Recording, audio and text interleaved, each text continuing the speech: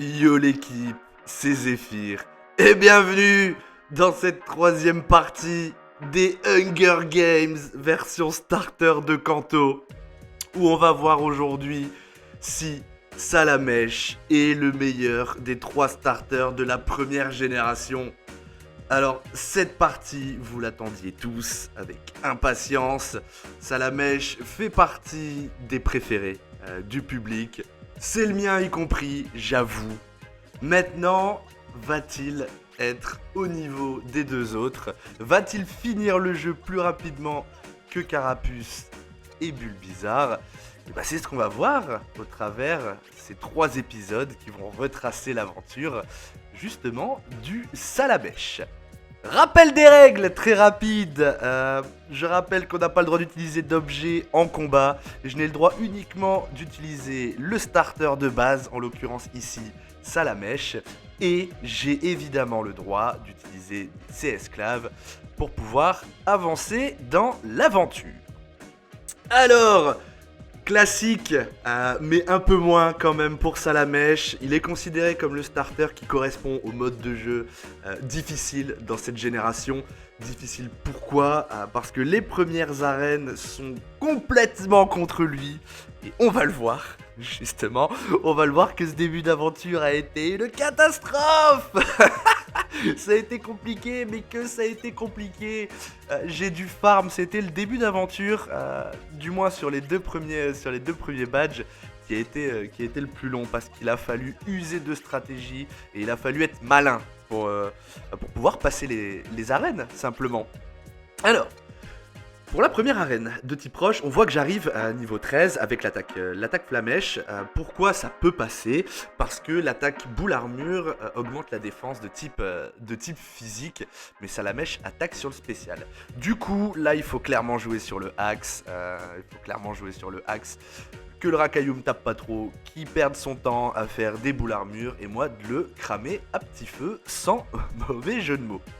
Une fois que le Racaillou est passé, l'Onyx, c'est le même rengaine, le seul truc qui peut nous faire peur, c'est ses patiences. Et au final, ça n'a pas été le plus compliqué. À la surprise générale, l'arène de type roche n'est pas un obstacle trop compliqué. Donc on s'en sort avec le premier batch quand même relativement facilement. Et là, je vous passe le combat au Mont Sélénite parce que j'ai failli perdre un temps colossal à ce niveau-là contre le dernier dresseur là juste avant de récupérer le fossile. J'y vais confiant, sans toute ma vie. Au final ça passe et là, le Smogo je vais le brûler mais il va m'empoisonner et ça va se jouer à tellement peu de choses. Je vais m'en sortir avec 3 points de vie. Pour rappel, Salamèche est mon seul Pokémon dans l'équipe. S'il mourait, je recommençais au centre Pokémon, juste avant l'entrée du Mont Sélénite, et ça m'aurait fait perdre énormément de temps. Au final, j'avais des antidotes sur moi, et on peut passer, on s'en sort à 3 points de vie, donc direction Azuria.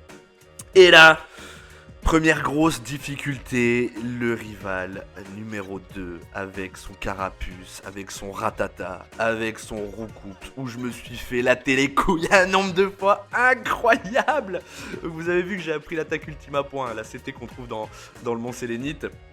Par contre, j'ai mis une plombe à le vaincre. Alors là, c'est clairement juste du die and retry jusqu'à temps que l'intelligence artificielle nous laisse passer. Finalement, en jouant un peu sur le axe simplement. Et on voit encore une fois que je vais m'en sortir à 3 points de vie après un nombre incalculable d'essais. Visiblement, ce challenge est sous le signe du 3. On va finir tous nos combats avec 3 points de vie, mais on s'en fout, on est passé, c'est le principal. On enchaîne.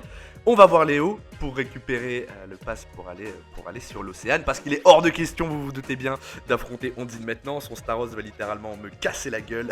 Donc je passe l'arène d'Azuria pour le moment. Je vais récupérer la CT8 dans l'océan. Donc la CT8 c'est l'attaque plaquage. L'attaque plaquage qui a 25% de chance de paralyser l'adversaire, ce qui est quand même énorme, en plus de taper relativement fort. Et direction le rival numéro 3. Le rival numéro 3 dans l'océan, je suis niveau 25. On avance quand même tranquillement. Avec l'attaque plaquage, c'est une autre paire de manches. Les combats sont quand même plus agréables, parce que quand même l'attaque ultime à point, elle a quand même pas mal de chances de rater, donc c'est assez pénible de faire ces combats avec ça.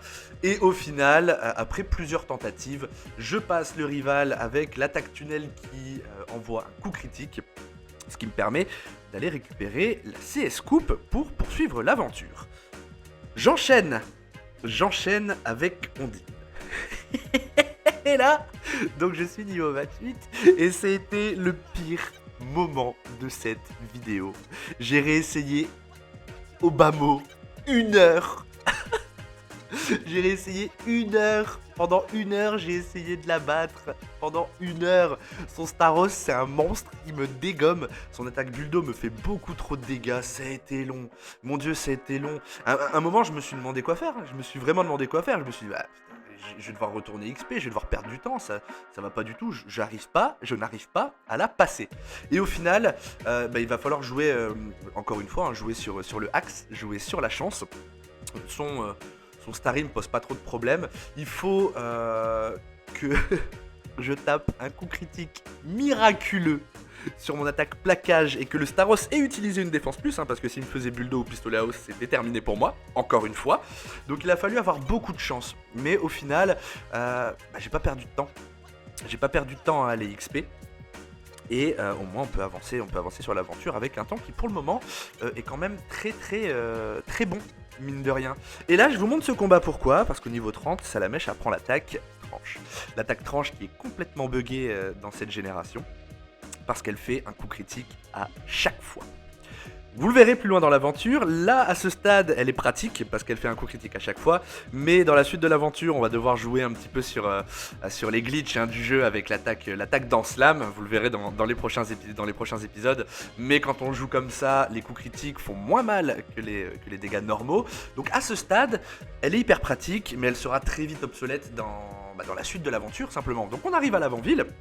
Vous remarquerez, je suis pas allé affronter le Major Bob, c'est totalement fait exprès, je préfère continuer d'avancer et revenir à un niveau plus élevé pour le Major Bob parce que son Raichu me fait quand même un peu peur, mine de rien, et vous voyez que j'arrive à l'avant-ville en 2h30, ce qui est quand même assez exceptionnel, et du coup direction la reine d'Erika.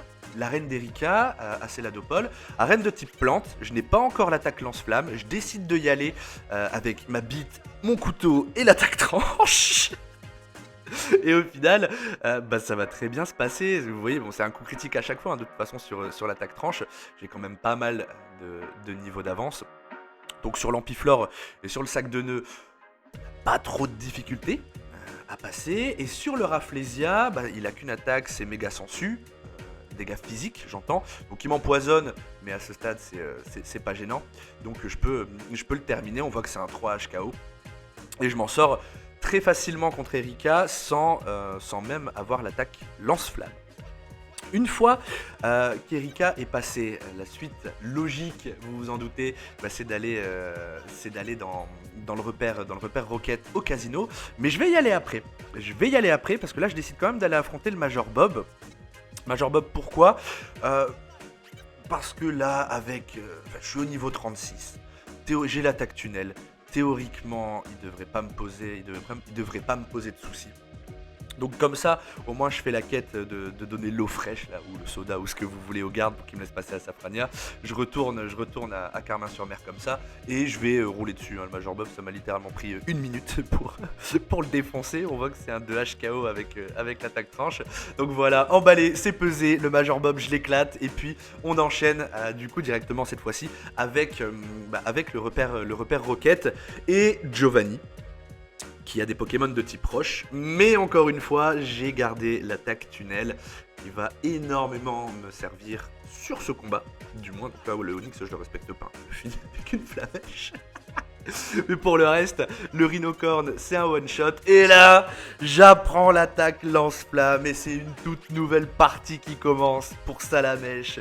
Pour le monstre, pour le dinosaure de feu qui apprend l'attaque lance-flamme, qui est trop fort. Ça, clairement, à ce stade de l'aventure, par rapport aux 2 autres starters, là c'est un réel plaisir. Ondine, ça a été un enfer, j'ai vraiment cru que ça allait me bouffer énormément de temps, beaucoup plus de temps que ça, mais j'ai eu énormément de chat et je m'en suis sorti. Et une fois que l'attaque lance-flamme est apprise, plus trop plus trop de problème. Là, j'arrive au rival du coup de la tour Pokémon niveau 38. Son Roucoups, il dégage en un coup avec Lance-Flamme. Son Caninos, il dégage en un coup avec Tranche le nœud 9. Je vous passe la scène, voilà. Et bon, le Kadabra avec les attaques physiques, il me pose aucun souci. Et il reste son Carabaf qui, pareil, ne posera pas de soucis outre mesure. Et j'éclate le rival. Début d'aventure qui s'est quand même très bien passé au final. Et attention, on a battu le rival numéro 3 en 3h10. C'est 3h30, pardon, c'est le plus rapide. Salamèche est le plus rapide pour l'instant. Qu'est-ce qui va se passer sur la suite? On le verra bien, vous le verrez bien. En attendant, cet épisode est terminé. N'hésitez pas à commenter, liker et partager. Moi, ça m'aide beaucoup. Et on se retrouve très vite pour la suite de l'aventure. Ciao!